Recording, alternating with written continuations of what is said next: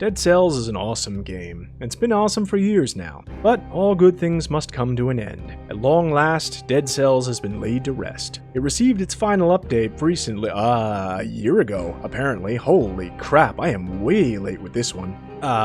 Regardless, I thought it would be a good time to talk about it, since it's a game that I really like.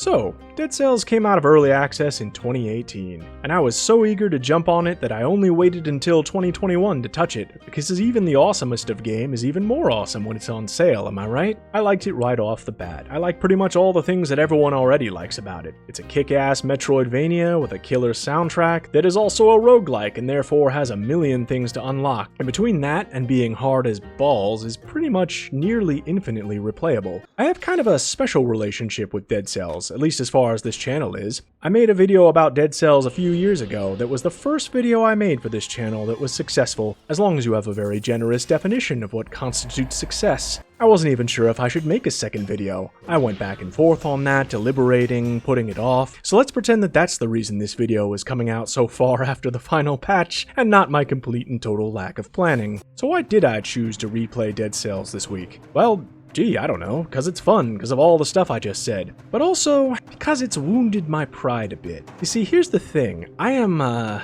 really bad at this game. Like, bafflingly bad. Like, confusingly bad. Enough so that it kind of deserves an analysis, and I wanted to kind of dig into that a little. Now, as you may or may not know, I'm not the most skilled gamer in the world, which is a fact the comment section is all too eager to remind me of. Thanks for that, by the way, guys. Really feels great. Now, in all fairness, I think even the most hardened gamer would admit Dead Cells is fairly challenging, but still doesn't quite explain my complete and utter lack of success at it. I've played for over 60 hours now and really made very little headway, and so I had to question why. I think one of the problems is that I take too many breaks and only play it in sessions now and then, and of course being a roguelike it's well suited to that, but I'm always just a little too proud to notch it down to the base difficulty, because why should I have to? I'm better than that. I'm not, but I like to think that I am, but my pride will not let me do that. The other thing is that I'm really addicted to using shield, because parrying is powerful and awesome and feels really good, and it's also really good at higher difficulties, but the thing is, at higher difficulties, whiffing a parry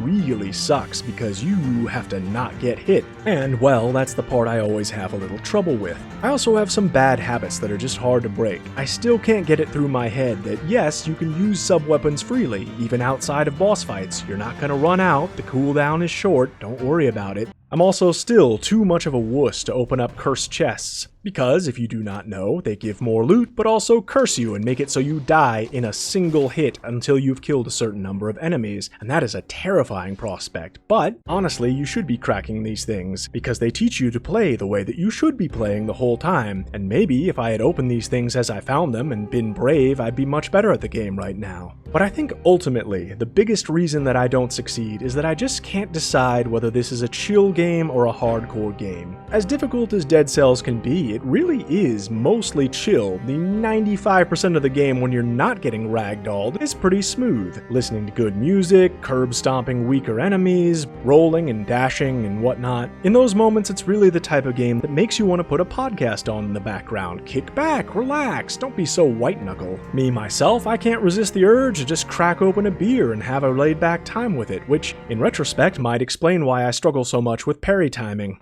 Now look, I can freely admit all of that, but you know what? I'll still come back to play it. It's that good. Getting bodied in Dead Cells is still more fun than triumphing in most other games. Would I recommend it to people? Would I say it's still worth playing today?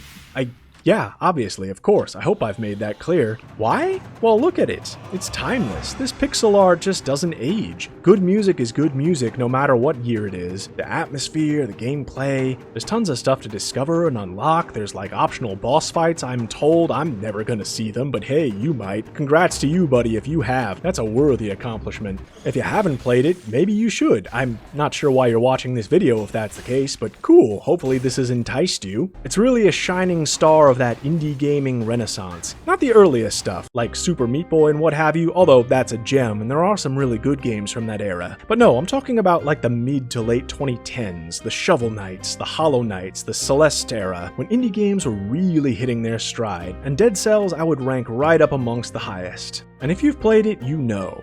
Every time you revisit it, there's a moment that just hits you. Maybe it's right away when you kick down that first door in the prison and the music starts kicking in. Maybe it's when you stand on the ramparts and feel the wind in your hair, if you had hair. Maybe it's when you beat a boss and knock all its teeth out, even if it doesn't look like it should have teeth. That's a little puzzling. You just take a moment, take a breath, and think, man, this is a good game. So what does the future hold? Now that Dead Cells is dead, where do we go? I mean, you could just keep playing Dead Cells. It hasn't actually gone anywhere, and people still are playing it, but you know what I mean. The interesting thing is that the game does continue to live on in some forms because the developers have gone on to new projects. The original devs have gone on to make Windblown, which is a game I don't know too much about.